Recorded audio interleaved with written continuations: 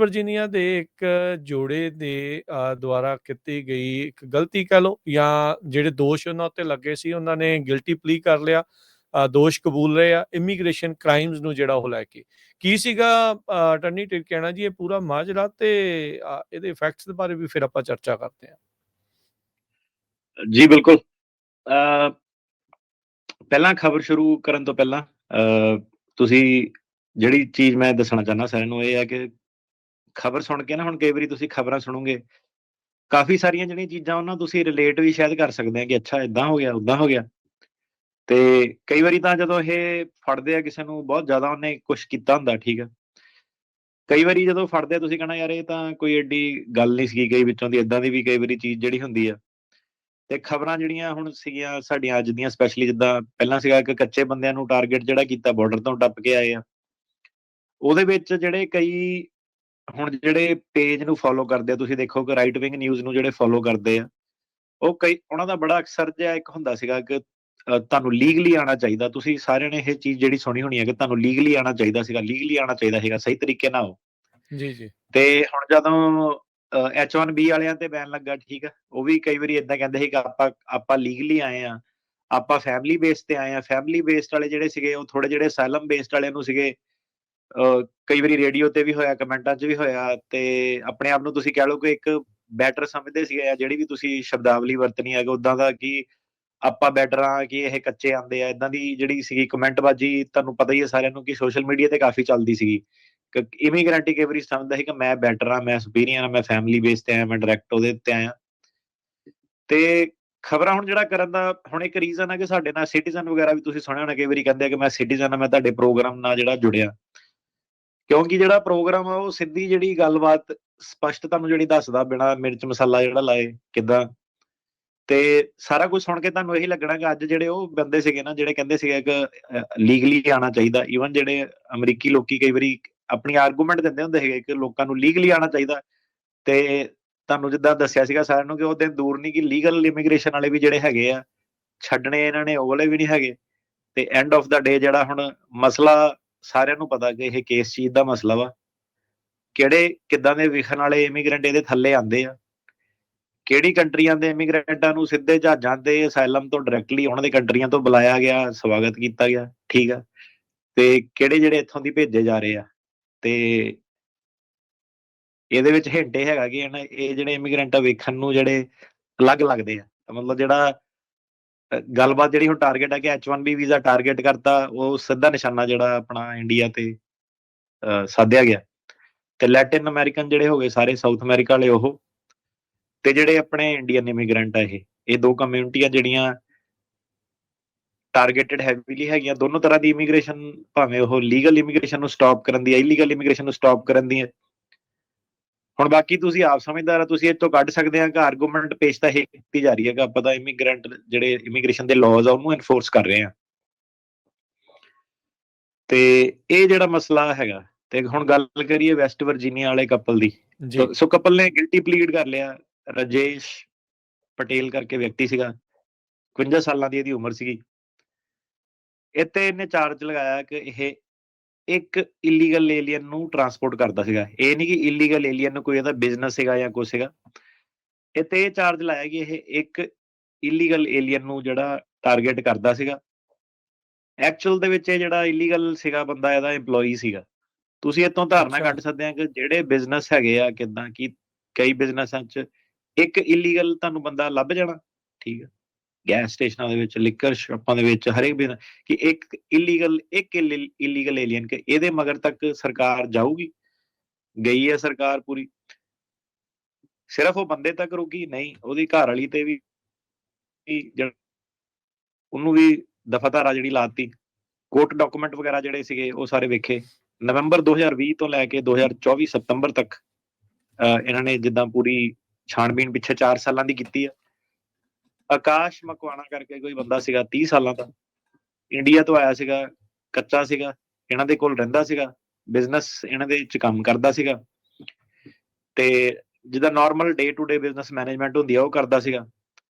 ਤੇ ਜਦੋਂ ਇਹਨਾਂ ਦੀਆਂ ਗਿਲਟੀ ਪਲੀ ਵਗੈਰਾ ਹੋਈਆਂ ਇਹਦੇ ਵਿੱਚ ਦੇਖੋ ਜੀ, ਗਿਲਟੀ ਪਲੀ ਜਦੋਂ ਉਹ ਸਬੂਤ ਜਦੋਂ ਸਾਹਮਣੇ ਆਉਂਦਾ, ਉਹਦੇ ਵਿੱਚ ਬੰਦੇ ਨੂੰ ਗਿਲਟੀ ਪਲੀ ਕਰਨੀ ਹੀ ਪੈਂਦੀ ਹੈ, ਕਿਉਂਕਿ ਜੇ ਕੱਚਾ ਸੀਗਾ ਤਾਂ ਕੱਚਾ ਸੀਗਾ, ਉਹਦੇ ਵਿੱਚ ਕੋਈ ਪੇਪਰ ਪੂਪਰ ਕੁਛ ਨਹੀਂ ਉਹਦੇ ਵਿੱਚ ਚੱਲਦਾ, ਕੱਚਾ ਸੀਗਾ ਤਾਂ ਕੱਚਾ ਸੀਗਾ।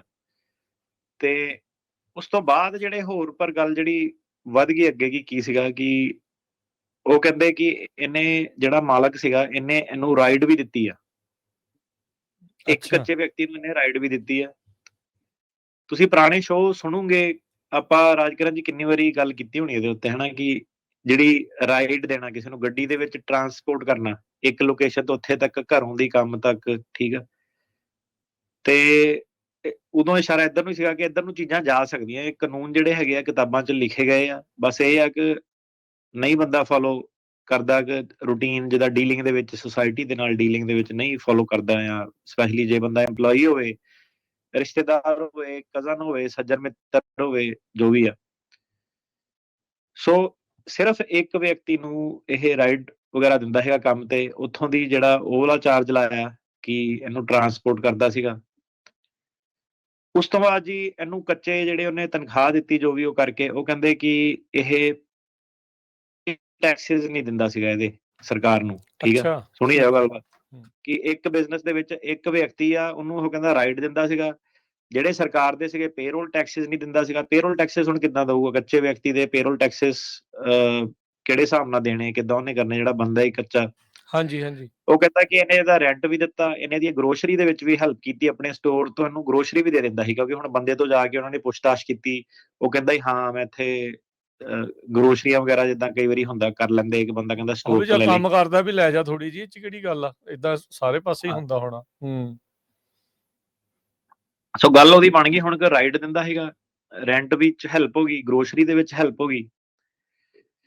ਜਿਹੜਾ ਬੰਦਾ ਵਿਅਕਤੀ ਆਪ ਸੀਗਾ, ਉਹਨੇ ਆਹ ਜਿਹੜਾ ਵਿਆਹ ਵਾਲੀ ਸਕੀਮ ਵੀ ਲਗਾਉਣ ਦੀ ਕੋਸ਼ਿਸ਼ ਕੀਤੀ, ਜਿਹੜਾ ਇਮੀਗ੍ਰੈਂਟ ਆਪ ਸੀਗਾ, ਪਰ ਉਹਨੇ ਆਪ ਕੀਤੀ ਉਹਦੇ ਵਿੱਚ। ਸੋ ਜਿਹੜਾ ਮਾਲਕ ਸੀਗਾ, ਉਹਦੇ ਪੈਸੇ ਯੂਜ਼ ਹੋਏ ਆ, ਜਿਹੜੇ ਓਬਵੀਅਸਲੀ ਪੈਸੇ ਉੱਤੋਂ ਕਮਾਉਂਦਾ ਸੀਗਾ, ਉੱਤੇ ਟੈਕਸ ਨਹੀਂ ਦਿੱਤਾ ਗਿਆ। ਤੇ ਬੰਦੇ ਨੇ ਜਿਹੜਾ ਸੀਗਾ ਉਹ ਯੂਜ਼ ਕੀਤੇ ਇੱਕ US ਸਿਟੀਜ਼ਨ ਨੂੰ ਵਿਆਹ ਕਰਨ ਲਈ, ਠੀਕ ਆ। ਉਹ ਵੀ ਅੱਛਾ, ਹੁਣ ਤੁਸੀਂ ਦੇਖ ਲਓ ਕਿ ਵਾਵਾ ਵਗੈਰਾ ਕਈ ਚਿਰ ਹੋ ਗਿਆ, ਆਪਾਂ ਨੂੰ ਦੱਸ ਦਿਓ ਕਿ ਵਾਵਾ ਇਮੀਗ੍ਰੇਸ਼ਨ ਨੂੰ ਵੀ 1.5 ਸਾਲ ਹੋ ਗਿਆ। ਅਨਫੋਰਚੂਨੇਟਲੀ ਅੱਜ ਦੀ ਡੇਟ ਦੇ ਵਿੱਚ ਵੀ, ਠੀਕ ਆ ਕਿ ਨਹੀਂ, ਉਹ ਕਈ ਵਾਰੀ ਮੈਂ ਨਾਮ ਹੀ ਲੈਣਾ ਹੁੰਦਾ ਕਿ ਬਈ ਸੋਸ਼ਲ ਮੀਡੀਆ ਤੇ, ਕਿ ਯਾਰ ਇਹ ਏਦਾਂ ਕੰਮ ਚੱਲਦਾ, ਓਦਾਂ ਚੱਲਦਾ, ਮੈਂ ਕਿਸੇ ਵਕੀਲ ਦਾ ਨੀ ਨਾਮ ਲੈਣਾ, ਕਿਸੇ ਉਹਦਾ ਨੀ ਨਾਮ ਲੈਣਾ। ਲੋਕੀ ਕਹਿੰਦੇ ਅੱਗੇ ਸਾਨੂੰ ਪਤਾ ਕਿੱਦਾਂ, ਮਤਲਬ ਐਡੀ ਕੁ ਓਪਨ ਨੌਲੇਜ ਜਿਹੜੀ ਸੀਗੀ ਕਮਿਊਨਿਟੀ ਨੂੰ, ਕੋਈ ਕਿਹੜਾ ਕਿੱਦਾਂ ਕਿੱਦਾਂ ਕੀ ਕਰਦਾ, ਹਨਾ। ਅੱਛਾ ਜੀ, ਇਹਨੇ ਜਿਹੜਾ ਬੰਦਾ ਸੀਗਾ, ਉਹਨੇ ਪਲੀ ਗਿਲਟੀ ਕਰ ਲਿਆ ਕਿ ਮੈਂ ਨਕਲੀ ਪੈਸੇ ਦੇ ਕੇ ਵਿਆਹ ਕੀਤਾ, ਸਕੀਮ ਕੀਤੀ, ਫਰਾਡ ਕੀਤਾ, ਤੇ ਇਹਦੀ ਵੀ ਸੈਂਟੈਂਸਿੰਗ ਉਹਨਾਂ ਨੇ 26 ਸਤੰਬਰ ਨੂੰ ਜਿਹੜੀ ਸ਼ੈਡਿਊਲ ਕਰਨੀ ਹੈ। ਸੋ ਇਹ ਜਿਹੜੇ ਕੇਸ ਦੇ ਫੈਕਟ ਸੀਗੇ। ਜਿਹੜਾ ਰਜੇਸ਼ ਪਟੇਲ ਆ, ਉਹਨੂੰ ਜਦੋਂ ਪੁੱਛਿਆ, ਉਹ ਕਹਿੰਦਾ ਇਹਨੂੰ ਪਤਾ ਸੀਗਾ, ਮਤਲਬ ਇੰਨੀ ਗੱਲ ਆ ਕਿ ਆਹੋ, ਕਹਿੰਦਾ ਇਹਨੂੰ ਵੀ ਪਤਾ ਸੀਗਾ, ਮਾਲਕ ਨੂੰ ਵੀ ਪਤਾ ਸੀਗਾ ਕਿ ਮੈਂ ਨਕਲੀ ਵਿਆਹ ਜਿਹੜਾ ਕਰਾਇਆ। ਉਹਨਾਂ ਨੇ ਜੀ ਦੱਸਿਆ ਕਿ ਤੂੰ ਕਿਉਂਕਿ ਇਹਨੂੰ ਕੈਸ਼ ਪੇਮੈਂਟ ਦਿੰਦਾ ਵਾ, ਕੋ ਕਨਸਪੀਰੇਟਰ ਬਣ ਗਿਆ ਤੂੰ ਇਹਦਾ ਇਮੀਗ੍ਰੇਸ਼ਨ ਫਰਾਡ ਦੇ ਵਿੱਚ। ਸੋ ਰਾਈਡ ਦੇ ਵਿੱਚ ਕਰਤਾ, ਗਰੋਸਰੀ ਦੇ ਵਿੱਚ ਟੰਗਤਾ, ਰੈਂਟ ਪੇਮੈਂਟ ਦੇ ਵਿੱਚ ਟੰਗਤਾ। ਇੱਕ ਲੇਡੀ ਸੀਗੀ ਇਲਨੋਏ ਦੀ, ਕੇਲ ਐਨ ਹਫ, ਉਹਨੂੰ ਵੀ ਇਹਨਾਂ ਨੇ ਟੰਗਤਾ, ਜਿਹੜੀ US ਸਿਟੀਜ਼ਨ ਸੀਗੀ। ਉਹਦੀ ਸੈਂਟੈਂਸਿੰਗ ਜੂਨ 12 ਨੂੰ ਹੋਈ ਆ। 5 ਸਾਲ ਉਹਨੂੰ ਸਿਟੀਜ਼ਨ ਨੂੰ ਫੈਡਰਲ ਪ੍ਰੋਬੇਸ਼ਨ ਤੇ, ਮਤਲਬ 5 ਸਾਲ ਦੀ ਸਜ਼ਾ ਦਿੱਤੀ, ਪਰ ਪ੍ਰੋਬੇਸ਼ਨ ਤੇ ਛੱਡਤਾ, ਮੈਰਿਜ ਫਰਾਡ ਦੇ ਕਰਕੇ ਤੇ ਪਰਜਰੀ ਕਰਕੇ। ਅੱਛਾ, ਉਸ ਤੋਂ ਬਾਅਦ ਉਹਦੀ ਅੱਗੇ ਇਨਵੈਸਟੀਗੇਸ਼ਨ ਕੀਤੀ, ਉਹਦਾ ਬ੍ਰਦਰ ਇਨ ਲਾਅ ਸੀਗਾ ਜੋਜ਼ਫ ਸੈਂਸਟੇਜ, ਉਹਨੂੰ ਵੀ ਸੇਮ ਚੀਜ਼, 5 ਸਾਲ ਦੀ ਸਜ਼ਾ, ਪ੍ਰੋਬੇਸ਼ਨ ਤੇ ਛੱਡਤਾ।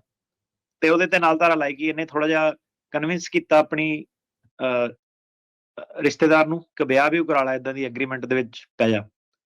ਤੇ ਇਹਨੂੰ ਵੀ ਜਿਹੜੀ 5 ਸਾਲ ਦੀ ਸਜ਼ਾ, ਤੇ ਇਹਦੀ ਮਈ 28 ਨੂੰ ਜਿਹੜੀ ਸਜ਼ਾ ਹੋ ਗਈ। ਮਤਲਬ ਪਹਿਲਾਂ ਉਹਨਾਂ ਨੇ, ਤੁਸੀਂ ਦੇਖੋ, ਹੱਥ ਪਾਇਆ ਕਿਹਨੂੰ, ਸਿਟੀਜ਼ਨ ਨੂੰ, ਤੇ ਜਿਹੜੇ ਉਹ ਸੀਗੇ ਪਹਿਲਾਂ ਉਹਨਾਂ ਨੂੰ ਸਜ਼ਾ ਦਿੱਤੀ, ਫਿਰ ਉਸ ਤੋਂ ਬਾਅਦ ਜਿਹੜੇ ਸੀਗੇ ਇਮੀਗ੍ਰੈਂਟਾਂ ਦੇ ਜਿਹੜਾ ਦੁਆਲੇ ਆਏ।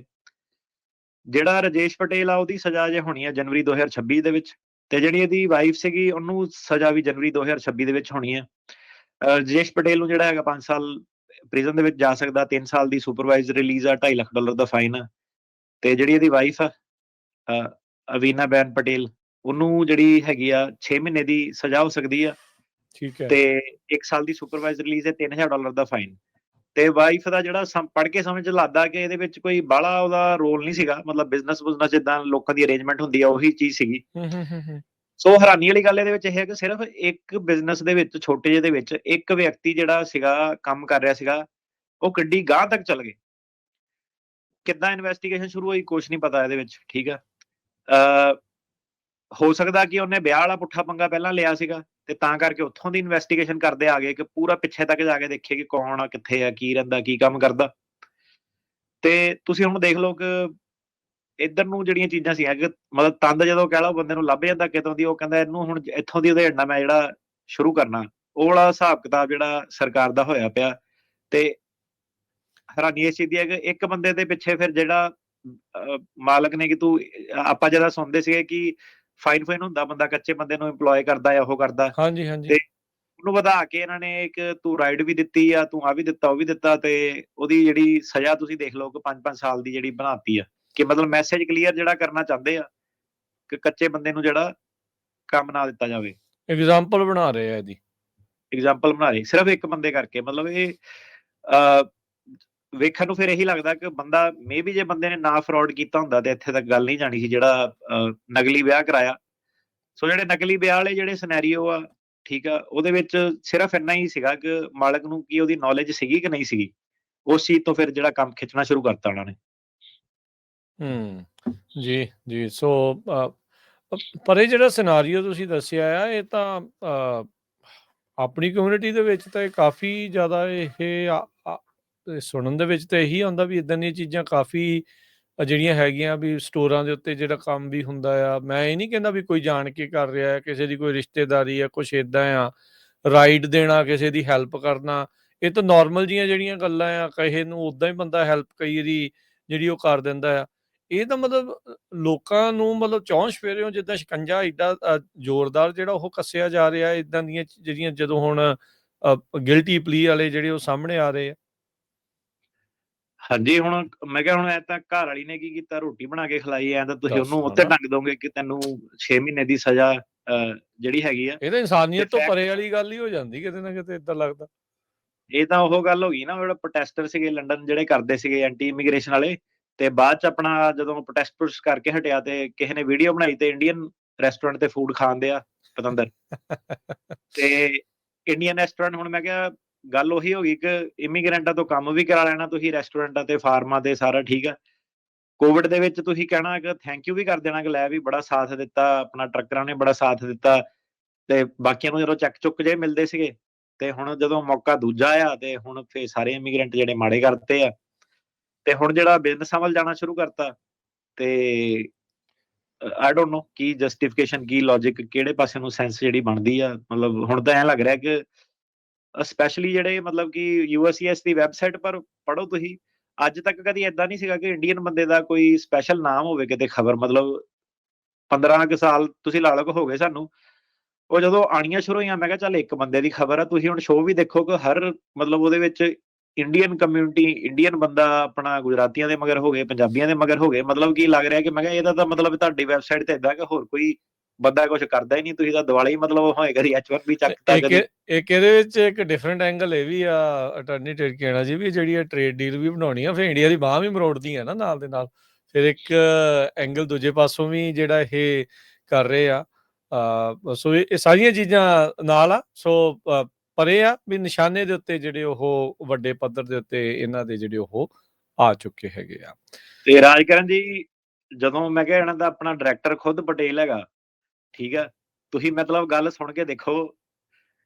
ਕਈ ਵਾਰੀ ਸਰਕਾਰੀ ਅਦਾਰੇ-ਪਦਾਰੇ 'ਚ ਵੀ ਨਾ ਜਿਹੜਾ ਉਹ ਬੰਦਾ ਆਪਣਾ ਇਮੀਗ੍ਰੈਂਟ ਬੰਦਾ, ਕਈ ਵਾਰੀ ਉਹਦੇ ਹੱਥ ਪਾਵਰ ਲੱਗ ਜਾਂਦੀ, ਸਰਕਾਰੀ ਵਕੀਲ ਬਣ ਜਾਂਦਾ, ਉਹ ਬਣ ਜਾਂਦਾ, ਅਫਸਰ ਬਣ ਜਾਂਦਾ, ਠੀਕ ਆ, ਦੂਜੇ ਕਮਿਊਨਿਟੀ ਵਾਲੇ। ਉਹ ਬੰਦਾ ਕੋਈ ਕਹਿੰਦਾ ਕਿ ਸ਼ਾਇਦ ਇਹਨੂੰ ਪਤਾ ਹੋਊਗਾ ਥੋੜਾ ਬਹੁਤ, ਦੂਜੇ ਪਾਸੇ ਦਾ ਵੀ ਐਂਗਲ ਪਤਾ ਹੋਊਗਾ। ਉਹ ਤੇ ਬੰਦੇ ਮੈਂ ਕਿਹਾ ਕਈ ਵਾਰੀ ਐਡੀ ਗਾਂਹ ਤੱਕ ਚੀਜ਼ ਜਿਹੜੀ ਲੈ ਜਾਂਦੇ, ਕਹਿੰਦੇ ਲੈ ਆਪਣੇ ਆਪ ਨੂੰ ਮੈਂ ਕਿਹਾ ਹੁਣ ਤੁਸੀਂ ਦੇਖ ਲਓ ਕਿ ਕਿੰਨੇ ਗੁਜਰਾਤੀ ਇਹਨਾਂ ਨੇ ਜਿਹੜੇ ਫੜੇ ਆ, ਤੇ ਬੰਦਾ ਮੇਨ ਜਿਹੜਾ FBI ਦਾ ਉਹ ਖੁਦ ਪਟੇਲ ਹੈਗਾ। ਜੀ, ਜੀ।